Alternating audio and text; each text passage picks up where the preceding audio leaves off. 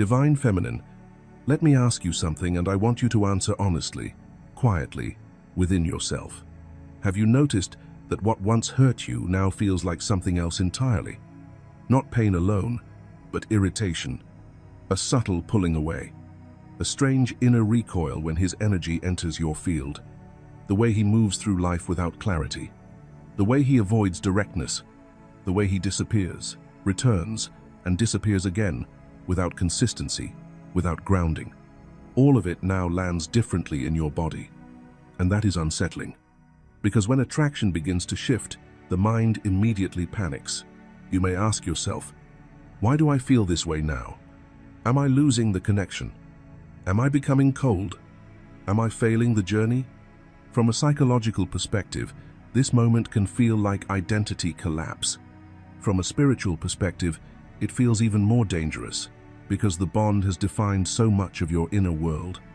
When attraction softens or reverses, it threatens the story you've been living inside. In today's video, we will help you understand what is really happening beneath this shift, both psychologically and energetically. You will learn why this sensation is not emotional numbness, not bitterness, and not the loss of love. You will understand why this is not the end of the twin flame bond, but a critical neurological and spiritual turning point. We will unpack how your nervous system, after prolonged emotional inconsistency, begins to protect itself. How attraction does not disappear suddenly, but transforms when tolerance for imbalance expires. And why repulsion is often the soul's last, clearest message before a major energetic realignment. This video will help you separate true inner awakening from fear-based self-blame, so you stop questioning your worth, your heart, or your path. By the end of this video, you will no longer fear this shift within you. You will recognize it for what it truly is. Not the loss of love, but the end of self-abandonment. Not emotional shutdown, but nervous system sovereignty. Not failure, but maturity. You will understand that love can remain, while patience ends. That connection can exist without self-sacrifice. And that attraction does not vanish when you awaken it. Simply refuses to survive where imbalance lives. This understanding will bring you relief, grounding, and clarity. It will help you stand calmly inside yourself instead of chasing explanations outside. Because what you are experiencing is not rejection. It is your system saying, I am ready for reciprocity now. And that changes everything. Section 1. The stage where love remains but tolerance ends. There comes a precise and often misunderstood stage in the twin flame journey where love has not disappeared but illusion has. Your soul still recognizes him at a deep, instinctive level. There is no denial of the bond, no erasing of what was real. Yet your nervous system, your body, and your emotional core are exhausted by the repetition of the same unresolved pattern. What once felt magnetic now feels heavy. What once felt mysterious now feels familiar in a way that no longer nourishes you. You still feel the connection. That part does not simply switch off, but something essential has shifted. You no longer like how he shows up within that connection. Not because you have become colder, less spiritual, or less compassionate, but because you have become more honest. Your awareness has matured. You can now distinguish between a soul bond and a functional relationship, and that distinction changes everything. This is the moment when the divine feminine stops romanticizing avoidance.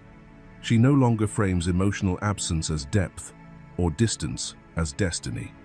She stops translating silence into healing lessons and stops convincing herself that inconsistency is a sign of spiritual growth. Psychologically, this is a critical threshold.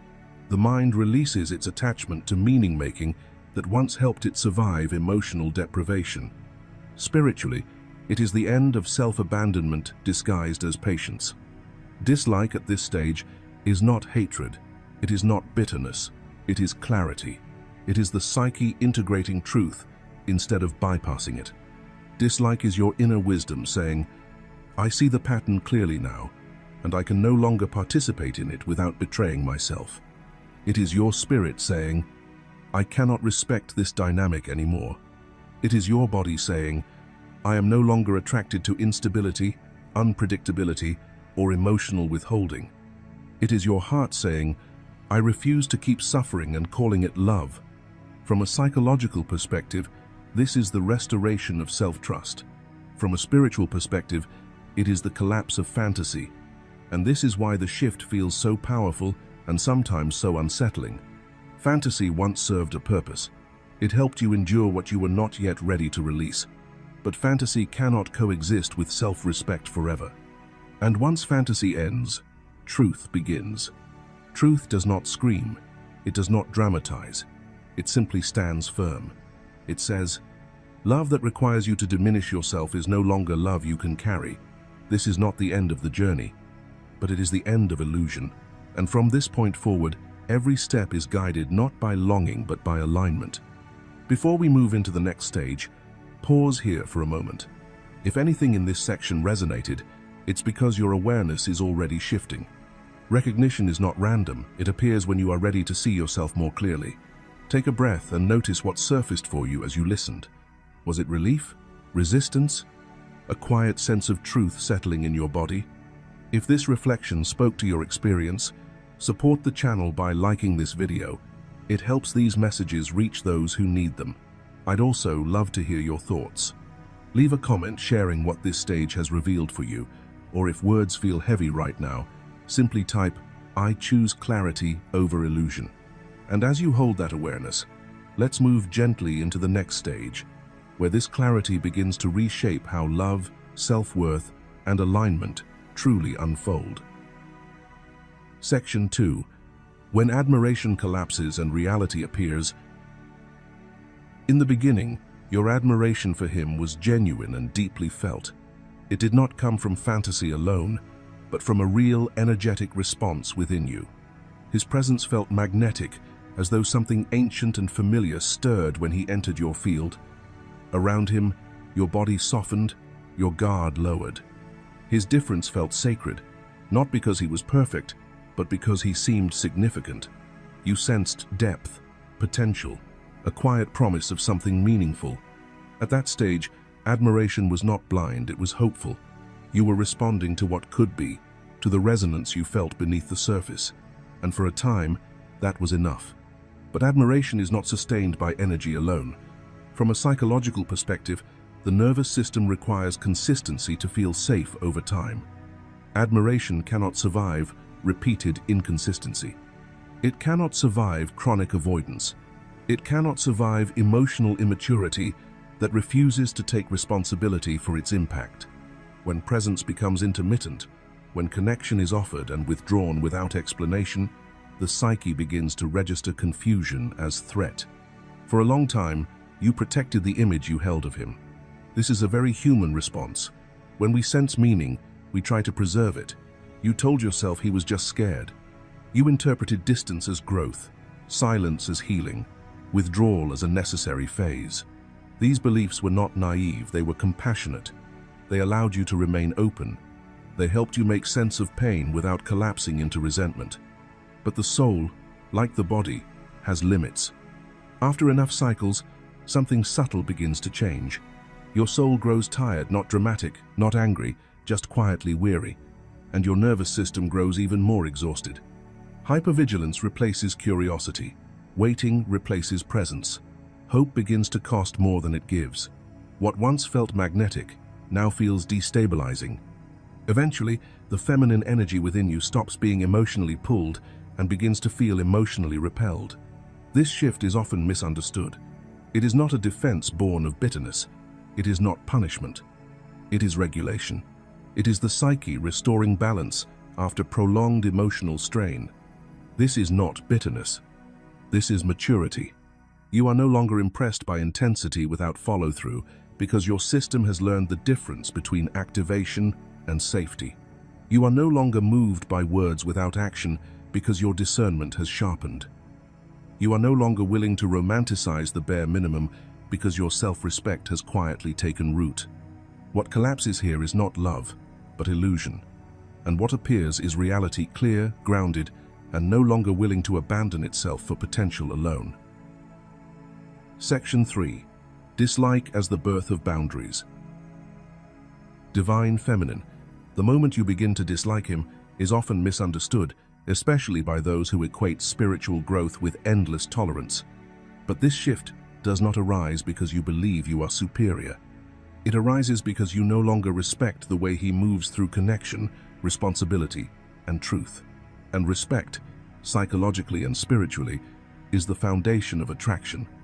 When respect erodes, something far more important is being restored. You have outgrown the dynamic. This stage appears only after deep healing has taken place. You have healed enough to see clearly, without projection or wishful interpretation. You no longer confuse potential with reality. You have matured enough to recognize what is not love, even when it once felt intense. And you have stabilized enough emotionally and neurologically to understand that chaos is not passion, it is dysregulation. From a psychological lens, what once felt like chemistry was often nervous system activation. The highs and lows, the uncertainty, the emotional distance followed by brief closeness, these patterns kept your system alert, not secure. As you heal, your body no longer confuses adrenaline with intimacy. Your system begins to crave coherence, predictability, emotional responsibility. Your heart, interestingly, may still be open. You can still feel empathy. You can still see his wounds. You can still understand why he struggles. But your patience is closed. This is not cruelty. This is clarity. You are no longer willing to wait for someone who refuses to rise, not because rising is easy, but because refusal is a choice. You are no longer willing to extend understanding to someone who repeatedly offers confusion instead of growth. Understanding without movement becomes stagnation. Compassion without accountability becomes emotional leakage. Here is the crucial truth many miss. Compassion without boundaries becomes self-betrayal. When empathy is not paired with limits, the psyche slowly turns against itself. Resentment builds. Attraction dissolves. Dislike emerges not as hatred, but as a natural signal that your inner world is no longer aligned with the dynamic you once tolerated. This stage is not the loss of love. It is the restoration of borders. Your soul is reclaiming its edges. It is saying, I can see you clearly now, and I will no longer collapse myself to remain connected. Dislike, in this context, is not a moral judgment. It is a boundary forming. It is discernment embodied. It is the quiet authority of a nervous system that has learned what safety feels like and will not unlearn it again. This is not regression. This is integration. This is the divine feminine returning home to herself. Imagine a woman who once rearranged her entire emotional landscape around someone unpredictable. She learned his moods, adjusted her timing, softened her needs, and told herself that love meant patience. When he pulled away, she leaned closer. When he went silent, she searched for meaning in the quiet. For a long time, this felt noble, like devotion, like depth. But one day, something changed in a way that did not involve drama or anger.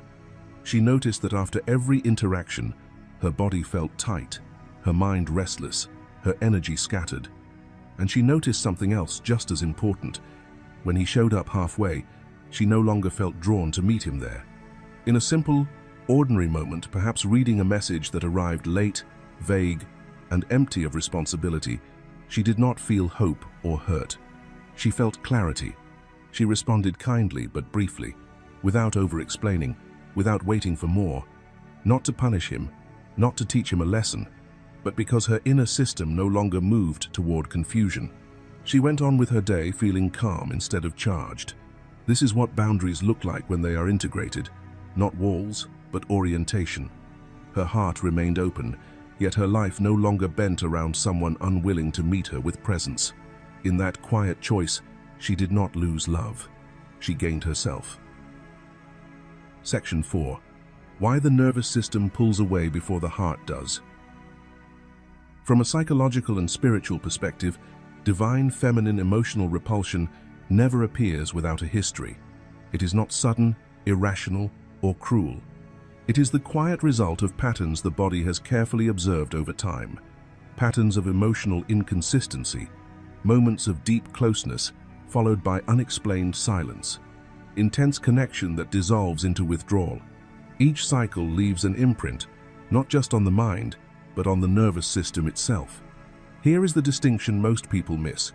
Love lives in the soul, but attraction lives in the nervous system. The soul can love endlessly, unconditionally, and patiently. But the nervous system operates by a different set of laws. Its primary role is survival, not romance. It scans for stability. It looks for consistency. It responds to emotional safety more than emotional intensity. When connection is followed by disappearance, the nervous system takes note. When warmth is followed by coldness, the body remembers.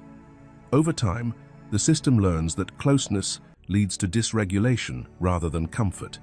And once that association is formed, something subtle but powerful begins to happen. Instead of opening, the body tightens. Instead of longing, it resists.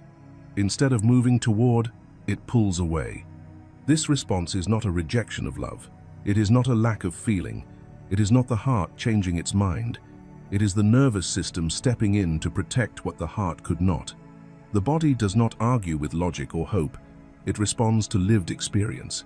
It remembers how it felt after the last connection, the emotional drop that followed, the destabilization that came next, and it adjusts accordingly. This is protection, not punishment. It is the intelligence of the body drawing a boundary when the soul has already endured enough. You can still love him deeply, sincerely, and truthfully, and at the same time feel repelled by the pattern that repeatedly disrupted your inner equilibrium. Both experiences can coexist without contradiction. When emotional repulsion appears in the divine feminine, it is often a sign of maturity, not coldness, a sign that the nervous system is finally honoring itself. The heart may still recognize the bond, but the body refuses to enter cycles that compromise its sense of safety. And that refusal is not a failure of love. It is a form of wisdom. Section 5. Resentment versus spiritual clarity. Not all forms of dislike come from the same inner place, and understanding this distinction is essential for emotional and spiritual maturity. Many people confuse resentment with clarity, yet these two states arise from entirely different levels of consciousness. Resentment is attachment that has been wounded. It still contains desire, hope, and expectation. Beneath resentment, there is often a quiet longing that has not yet been released. You still want him to show up differently. You still hope he will understand what he did. You still expect repair, apology, or recognition. This is why resentment feels charged and heavy. It keeps the emotional bond alive through pain. Resentment asks, "How could you do this to me?" That question reveals the attachment. It assumes participation, responsibility, and an ongoing emotional contract. Even anger, in this state, is a form of connection. It keeps energy flowing between two people, even if that energy is painful. Spiritual clarity, however, emerges from a very different place. It is not fueled by hurt, nor by unmet expectations. It does not ask for explanation or validation. Spiritual clarity says, "I see the pattern, and I am no longer participating in it." There is no accusation in this statement, only recognition. Resentment binds, clarity releases. Resentment keeps emotional ties active through reaction. Clarity dissolves those ties by withdrawing emotional investment. Where resentment seeks guilt, hoping the other person will finally feel remorse, clarity seeks peace, not closure through conversation, but closure through inner alignment. Clarity does not need the other person to change in order to move on. It does not wait for insight to arrive from the outside. It arrives within. Spiritual clarity is quiet. It does not chase. It does not argue. It does not defend itself or beg to be understood. There is no urgency in it, no emotional charge. It simply observes. It sees the dynamic as it is, not as it could be, and that seeing is enough. And once clarity arrives, something irreversible happens. Once you truly see a pattern without denial, without hope filtering your perception, you cannot unsee it. The nervous system relaxes. The heart stops negotiating. The soul steps back into neutrality. This is not coldness. It is not punishment. It is not avoidance. It is the natural result of awareness. Spiritual clarity marks the moment you stop confusing emotional intensity with truth and attachment with love. It is the moment peace becomes more valuable than being right, understood, or chosen. And from that place, release happens effortlessly. If you have made it this far, pause for a moment. Let the words settle, not just in your mind, but in your body. Notice what feels familiar, what feels tender, what quietly resonates without needing explanation. Reaching this point is not accidental. It means something within you is already shifting from reaction into awareness. Take a breath and reflect on your own journey.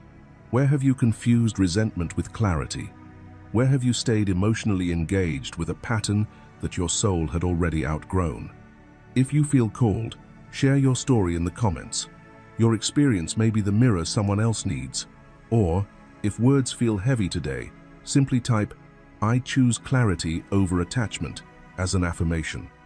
Let that sentence mark a boundary, a recognition, and a gentle return to yourself. Section 6. How the masculine feels the feminine pull back. For a long time, it was your energy that carried the connection. Even when words disappeared, even when presence became inconsistent, even when silence stretched between you. From a psychological and energetic perspective, this dynamic allowed the masculine to remain only partially engaged and still feel secure. He did not need to fully arrive, fully choose, or fully risk himself because your field stayed open. Your attention, emotional availability, and subtle energetic reach continued to bridge the gap for both of you. On an unconscious level, he learned that the connection would hold even without his full participation. But something profound shifts the moment your energy changes. When admiration fades, not in bitterness, but in clarity. When your energy stops extending outward to compensate. When your attention returns to yourself, instead of reaching for him, he feels it immediately. This is not ordinary distance. It is not withdrawal meant to punish, provoke, or test. It is a change in frequency. And the masculine nervous system is deeply sensitive to this kind of shift, even if he cannot articulate it consciously. What he feels is not abandonment. It is the sudden absence of energetic permission. The familiar emotional access he once relied on no longer functions the same way. The patterns that once kept the connection predictable begin to collapse. Old behaviors, avoidance, half-truths, emotional delay no longer produce the same results. Where there was once ease, there is now resistance. Where there was once safety without accountability, there is now consequence. This creates pressure, not external pressure imposed by you, but internal pressure generated by awareness. His psyche begins to register that the cycle is losing control. The unconscious leverage he once had, the certainty that you would remain energetically available regardless of his readiness, is gone.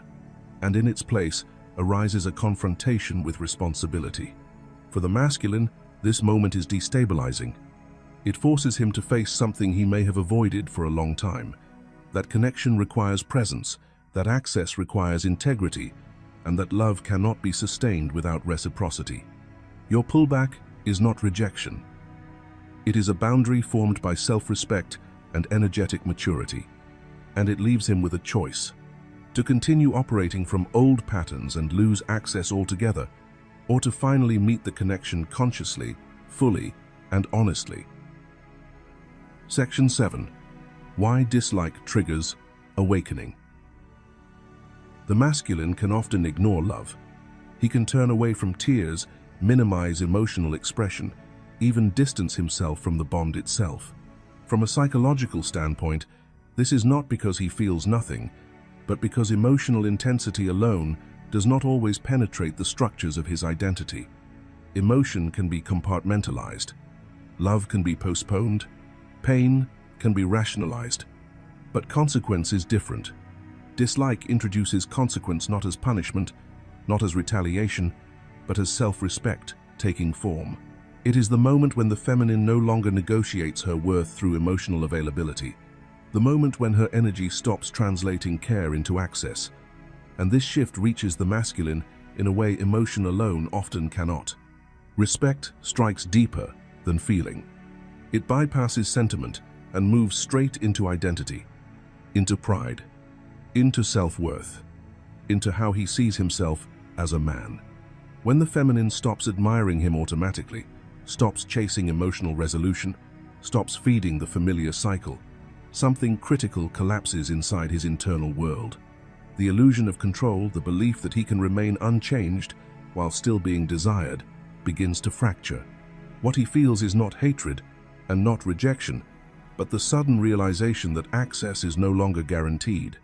This is why dislike, or more accurately, emotional neutrality grounded in self-respect, becomes such a powerful catalyst. It removes the safety net. It reveals that admiration must be earned through presence, not assumed through history. The masculine becomes aware that the connection now responds to who he is being, not who he once was. At this stage, awakening becomes unavoidable. He must either rise into responsibility, into consistency, maturity, action, and integrity, or lose access to the bond entirely. There is no longer room for ambiguity, no space for partial effort, no reward for emotional delay. True awakening is not attention. It is not longing. It is not intensity. True awakening is consistency. It is maturity expressed over time. It is action aligned with truth. It is integrity lived, not promised. And it is here, in the presence of consequence, that the masculine finally confronts himself, not through emotion, but through choice. Section 8. Union or final release. This stage always leads to one of two outcomes. There is no third path, no prolonged limbo, no endless cycle of waiting. From a psychological and spiritual perspective, this is the point of resolution, the moment when energy can no longer remain undefined. Union occurs only if the masculine rises, not through words, not through longing, not through temporary effort driven by fear of loss. Union happens through behavior that remains consistent over time, through presence that does not disappear when things become uncomfortable, through protection, not possessive control, but the ability to hold emotional space with steadiness and responsibility, through truth that is lived, not promised, through actions that align with values rather than moods. When union is real, it does not feel intoxicating or chaotic. It feels calm, stable, grounded, safe. The nervous system relaxes instead of bracing. There is no need to prove, chase, or manage uncertainty. Love becomes something that can breathe, not something that must be monitored. Union is not intensity, it is reliability. But if the masculine does not rise, the second outcome unfolds. Final release does not arrive with drama. It does not come with confrontation, accusations, or emotional collapse. It happens quietly, almost invisibly. The feminine does not harden. She does not hate. She simply stops offering access to a dynamic that no longer aligns with her self-respect. Love may still remain, memory may remain, even care may remain, but access ends. This is the most misunderstood part of the journey. Many believe release requires anger or detachment from feeling. In truth, release is an act of psychological maturity. It is the recognition that love alone does not justify staying inside a pattern that erodes one's sense of self. You can love someone deeply and still refuse to participate in their avoidance. You can honor a bond and still close the door to repetition. Final release is not rejection. It is clarity. It is self-respect choosing peace over potential. It is the soul choosing alignment over attachment. And at this stage, whether the path leads to union or release, the outcome is the same in one essential way. You are no longer abandoning yourself to keep the connection alive. From a psychological and spiritual perspective, this moment marks a profound shift in identity, divine feminine. This journey was never designed to keep you emotionally circling another person, endlessly interpreting signs, waiting for readiness, or negotiating your worth. It was designed to break the spell of fantasy and return you to psychological wholeness. Dislike, what many fear or misinterpret, is not bitterness. It is the moment consciousness wakes up. The moment the nervous system stops chasing intermittent validation. The moment you no longer confuse intensity with intimacy or potential with reality. When you stop idealizing, you begin seeing clearly. When you stop tolerating emotional immaturity, you begin respecting your own inner boundaries. This is not the collapse of love, it is the maturation of love. From a psychological lens, this is the integration phase, where projection dissolves and self-trust replaces longing. From a spiritual lens, this is evolution, not loss, not failure, growth. If union comes, it will no longer be fueled by fantasy, imbalance, or emotional hunger. It will be grounded, mutual, and real. And if release comes, it will not shatter you, it will heal you. Because either outcome leads to the same destination: freedom. The freedom to be anchored in truth. The freedom to choose clarity over illusion. The freedom to honor your self-respect without guilt or justification. And that choice, the choice to stand in truth rather than fantasy, is the divine feminine reclaiming her power. It is the moment everything changes, not externally, but internally, where it matters most. If this message resonated with you, leave a comment clearly stating a specific quote that stood out to you from this conclusion. Like the video, share it with someone who may be standing at this same crossroads, and watch the video below to continue this journey of clarity, healing, and self-remembrance.